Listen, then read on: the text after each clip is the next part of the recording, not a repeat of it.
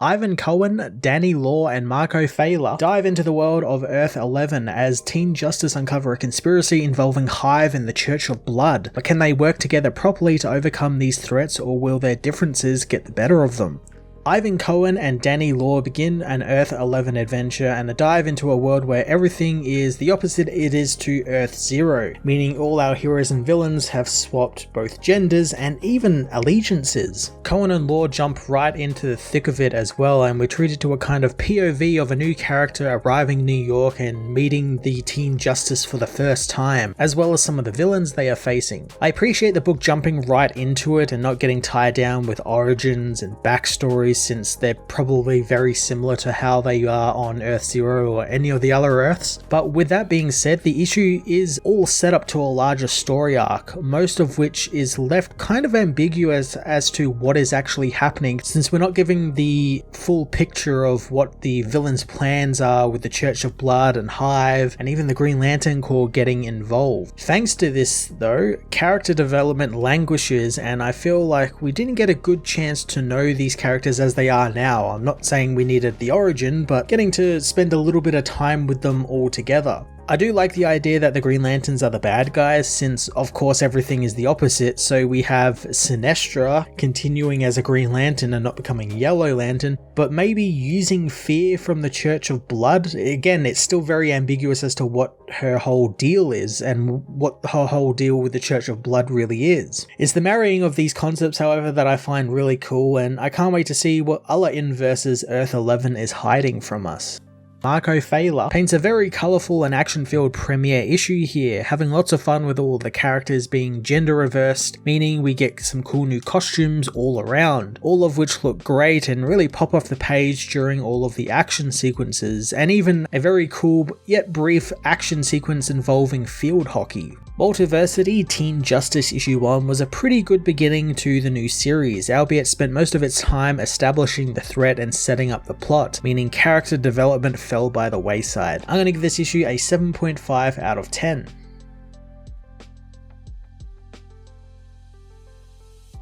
Multiversity Teen Justice issue 1 heads to Earth-11, where Gigi arrives in New York City, acclimating herself to the claustrophobia of the big city as she follows her directions into the street. Suddenly, Kid Quick saves her from a thug Robin threw into the road. Kid Quick apologizes on Robin's behalf as nearby Teen Justice battles a bunch of energy weapon-wielding H.I.V.E terrorists. Troy says that the women are after Shyla Stone, wanting to use the Doctor's access to gain something from Star Labs. Robin easily locates Shyla in the massive crowd of the city nearby as the rest of the team take down the terrorists. Robin calls the woman as Gigi smashes a terrorist with her bag as the villain comes for Dr. Stone on a hoverboard. Dr. Stone thanks Gigi, thinking she is part of Teen Justice, wanting to get her autograph for her daughter Vicky Stone, as Aquagirl meets with Gigi, congratulating her on her heroics. Gigi realizes that she's going to be late for her orientation day, but Kid Quick grabs her, speeding off with the woman as Clarion becomes sick of Kid Quick showing off. Kid Quick delivers Gigi to her destination, speeding off to return to the team and letting Gigi enter the Church of Blood alone. As Kid Quick returns, Dr. Stone reveals that H.I.V.E wanted her research on turning biological energy into transmissible forms. Kid Quick has no idea what she means, so Robin says that she'll fill her in on it later, as Supergirl knows that their mothers and the guild locked up H.I.V.E King long ago, but Aquagirl thinks that this might be one of his lieutenants doing. Raven meanwhile arrives on the crime scene, snuck up on by Troy, who isn't used to seeing someone other than Robin doing the CSI work. Troy apologizes for scaring Raven, surprised that he's even there since Raven turned down their offer to join Teen Justice, but Raven says just because he's not a team player doesn't mean he's not a superhero. He knows getting close to others would be a mistake, having seen a vision of it with his powers. He quickly changes the subject back to H.I.V.E, knowing that something suspicious is happening. Tony wants to talk it through with Raven over lunch, as at the Church of Blood, Gigi is seated in a hall as Sister Blood tells the gathered mass that they are all starving for food and comfort and connection and family, but their church is there for all of the starving. She welcomes the people to the church and that tomorrow they will begin helping them find their place in the church.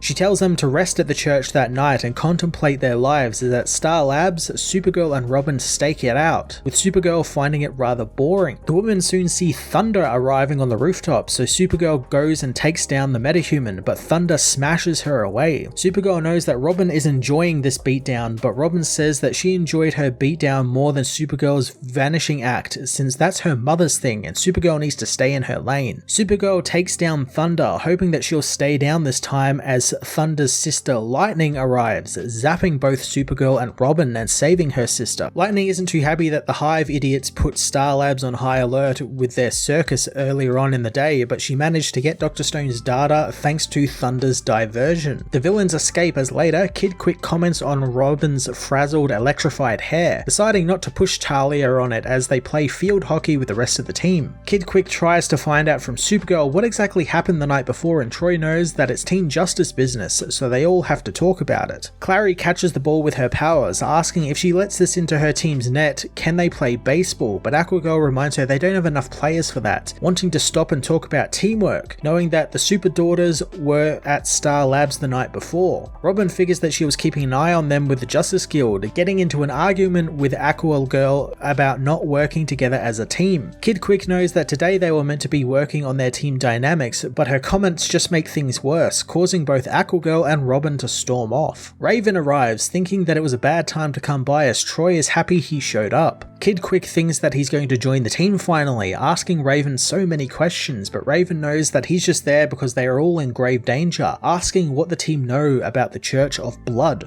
The next day at the church, Gigi finds that she slept better than she had in months, even finding the food tastes better, especially when you don't have to beg for it. Soon a woman comes by and gifts her a letter that states that she wishes to embrace Gigi as an initiate to the Church of Blood and her life will never be the same from now on. Gigi is surprised as elsewhere a being says the initiates have all received their letters and the washouts of the church have been put in the holding pen and tranquilized. Sister Blood is glad, changing out of her robes and hoping that her partner will have the device done in time. The being working on the device is revealed to be Kilowog, who says that she has finished adapting the Star Labs code from the mercenaries they hired, but fears it will still be a few more hours. Sister Blood is revealed to be Sinestra, who knows that she knows nothing of the meaning of fear.